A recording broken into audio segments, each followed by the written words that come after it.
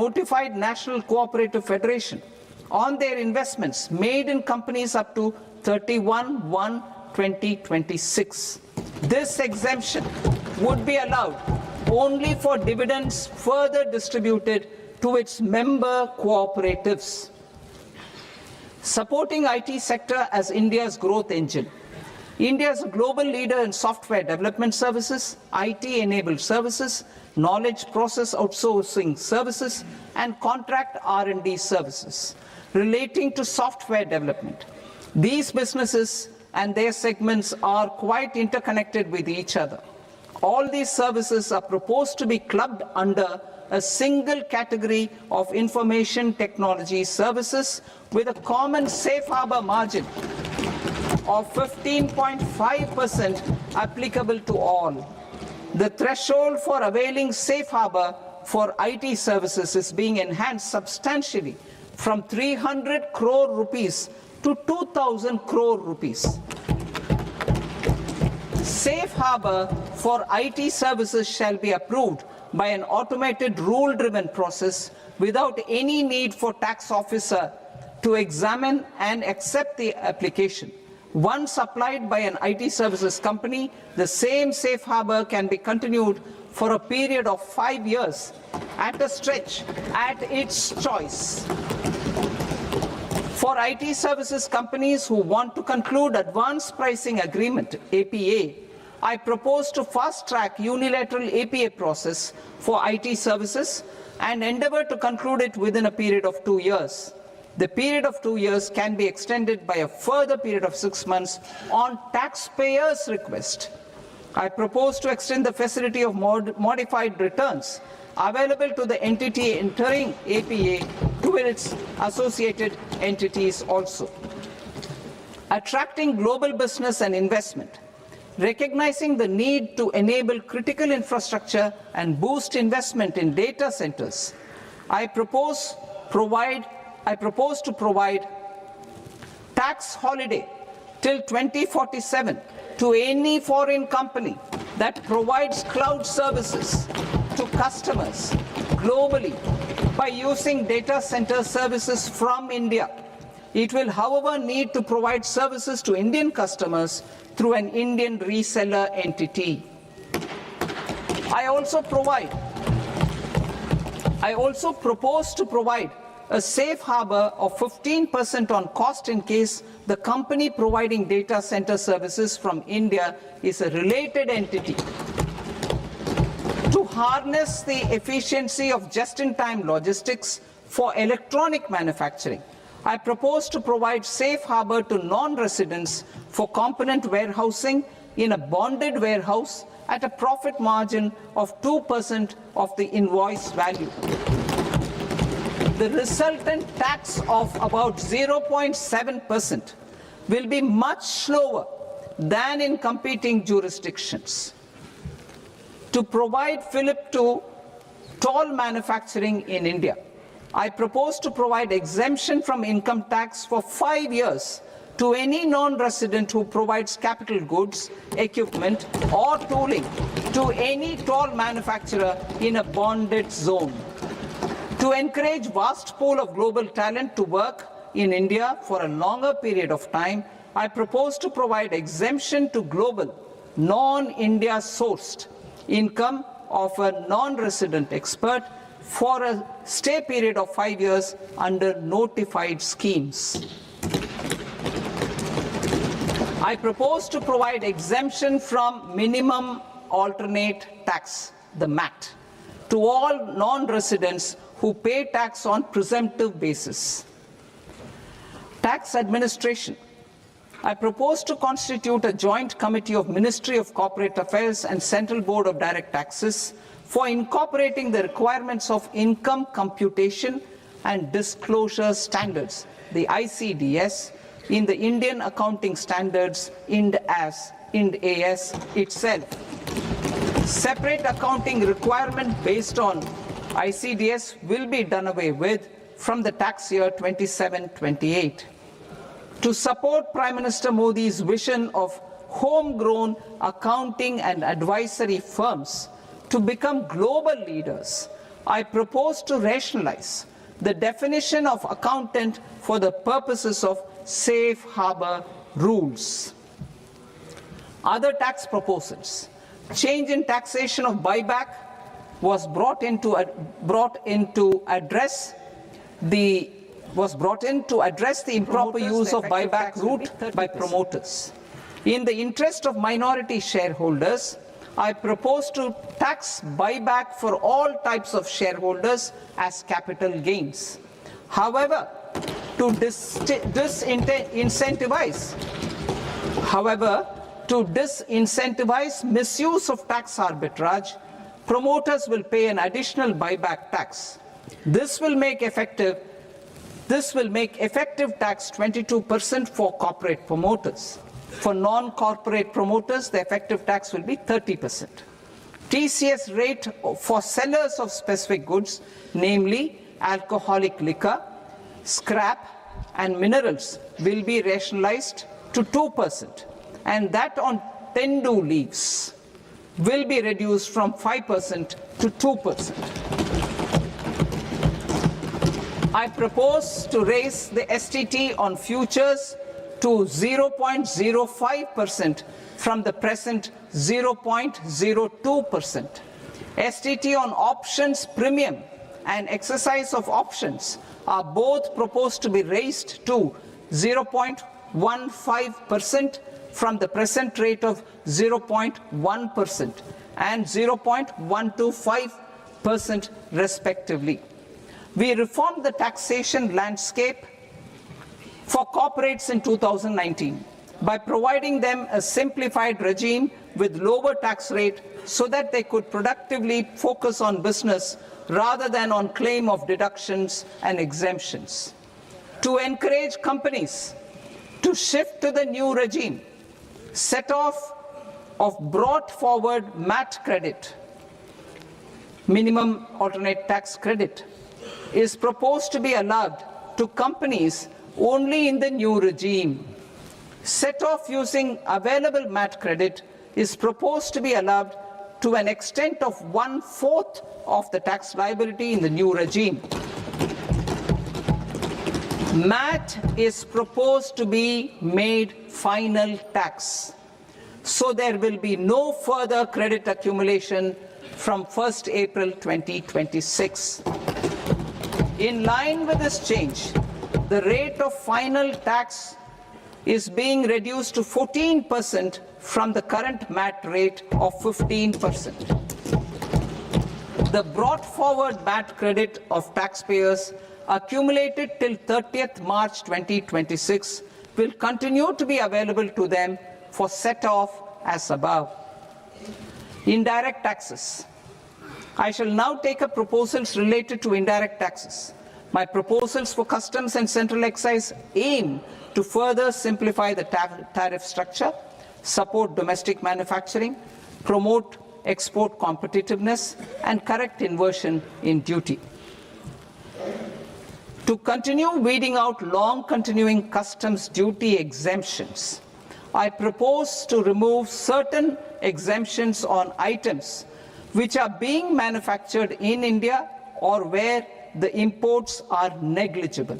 Similarly, to further simplify the process of ascertaining the rate of duty applicable on a particular item, I propose to incorporate certain effective rates in various customs notifications to the tariff schedule itself.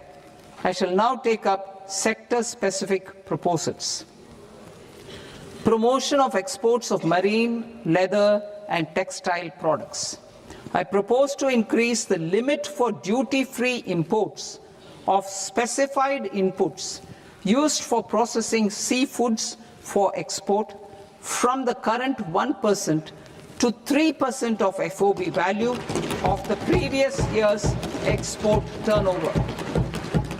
I also propose to allow duty-free imports of specified inputs, which is currently available for exports of leather or synthetic footwear, to exports of shoe uppers as well.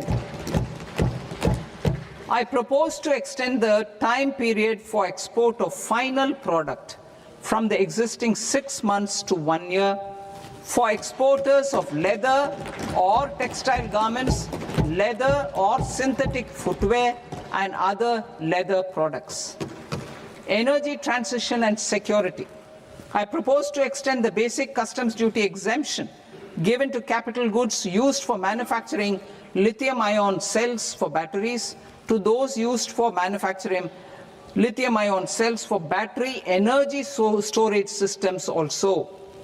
I propose to exempt basic customs duty on import of sodium antimonate for use in manufacture of solar glass. Nuclear power. I propose to extend the existing basic customs duty exemption on imports of goods required for nuclear power projects till the year 2035 and expand it for all nuclear plants irrespective of their capacity. Critical minerals. It is proposed to provide basic customs duty exemption to the import of capital goods required for the processing of critical minerals in India. Biogas blended CNG. I propose to exclude the entire value of biogas while calculating the central excise duty payable on biogas blended CNG. Civil and defense aviation. I propose to exempt basic customs duty on components and parts required for the manufacture of civilian training and other aircrafts. It is proposed to exempt basic customs duty on raw materials imported for the manufacture of parts of aircraft to be used in maintenance, repair, or overall requirements by units in the defense sector. Electronics.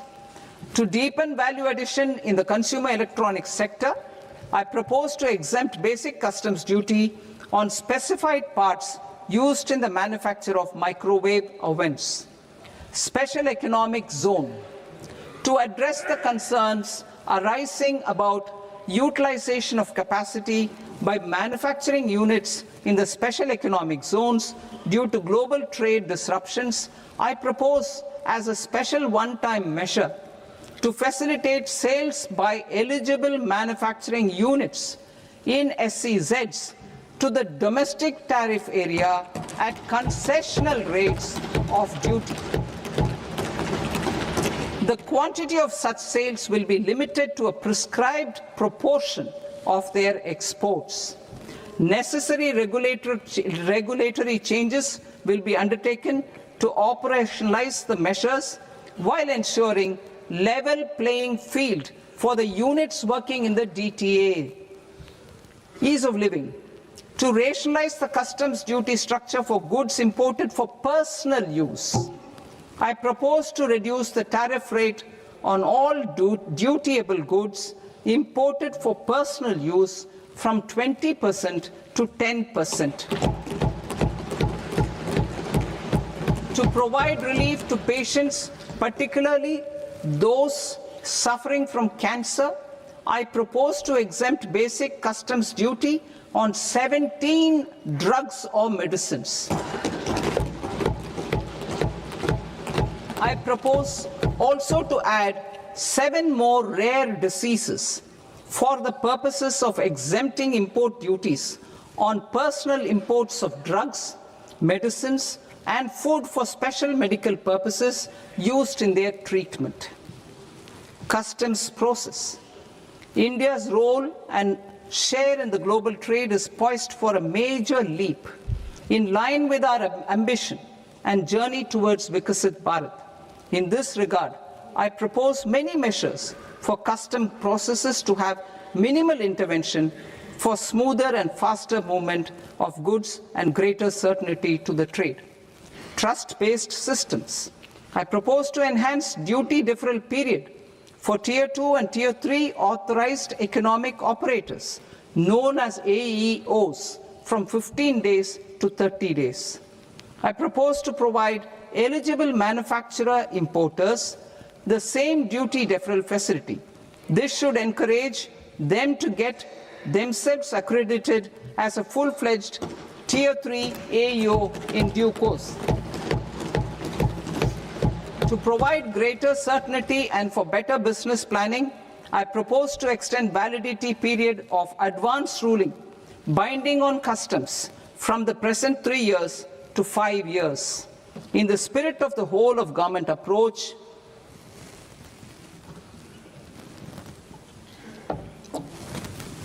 government agencies will be encouraged to leverage AEO accreditation for preferential treatment in clearing their cargo. Regular importers with trusted long-standing supply chains will be recognized in the risk system so that the need for verification of their cargo every time can be minimized. Export cargo using electronic sealing. Export cargo using electronic sealing will be provided through clearance from the factory premises to the ship. For import of goods not needing any compliance, filing of bill of entry by a trusted importer and arrival of goods will automatically notify customs for completing their clearance formalities. This will enable goods to be released immediately on arrival. The customs warehouse framework will be transformed into a warehouse operator-centric system with a self-declarations, electronic tracking, and risk-based audit. These reforms will move away from the current system of officer-dependent approvals and reduce transaction delays and compliance costs. Ease of doing business.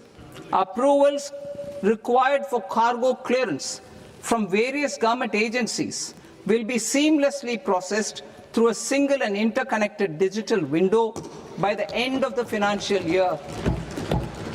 Processes involved in clearance of food, drugs, plant, and animal and wildlife products, accounting for about 70% of interdicted cargo, will be operationalized on this system by April 2026 itself. For goods not having any compliance requirement, clearance will be done by customs immediately after online registration is completed by the importer, subject to the payment of duty. Customs integrated system will be rolled out in 2 years as a single integrated and scalable platform for all customs processes. Utilization of non-intrusive scanning with advanced imaging and AI technology for risk assessment will be expanded in a phased manner with the objective to scan every container across all the major ports.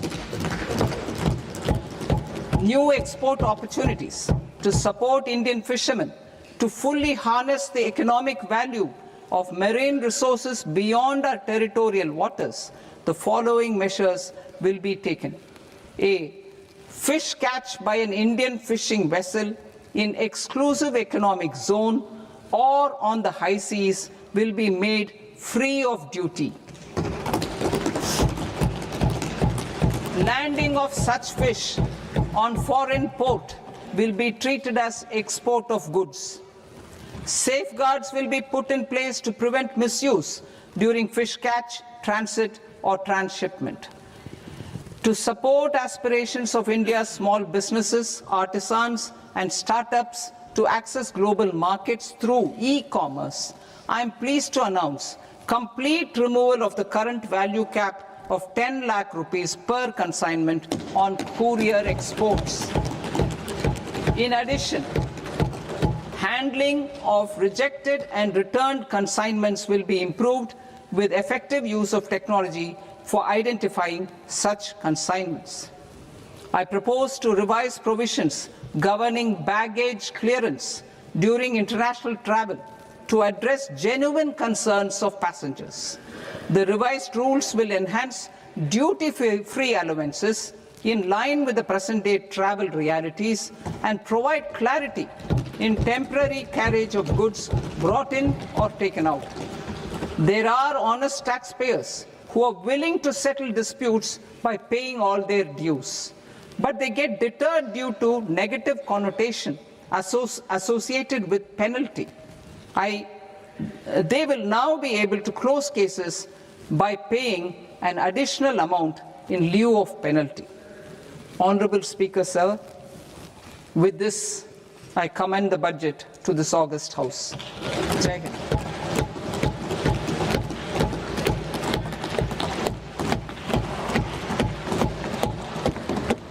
One and a half hours. Item number 3 माननीय वित्त मंत्री जी।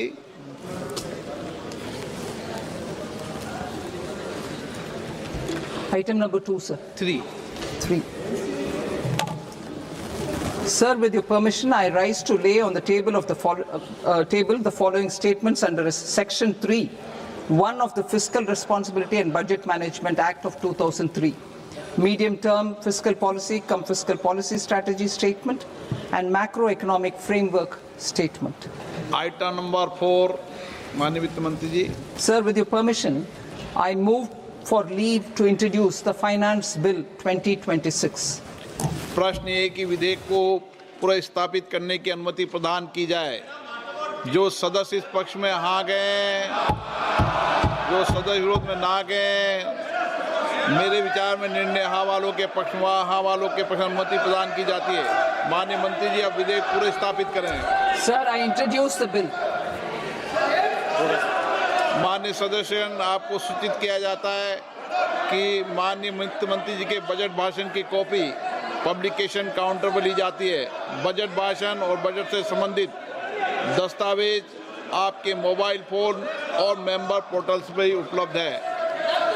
सभा की कार्रवाई कल सोमवार दिनांक 2 फरवरी 2026 को प्राप्त 11 बजे तक के लिए स्थगित की जाती है।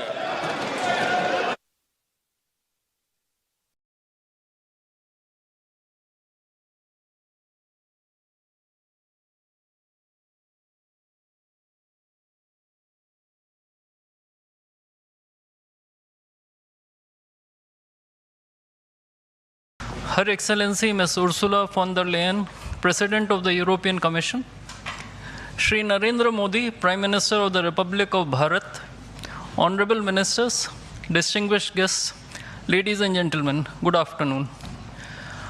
I welcome you all to this ceremony where we shall witness exchange of several agreements and MOUs. These documents reflect the wide-ranging, multifaceted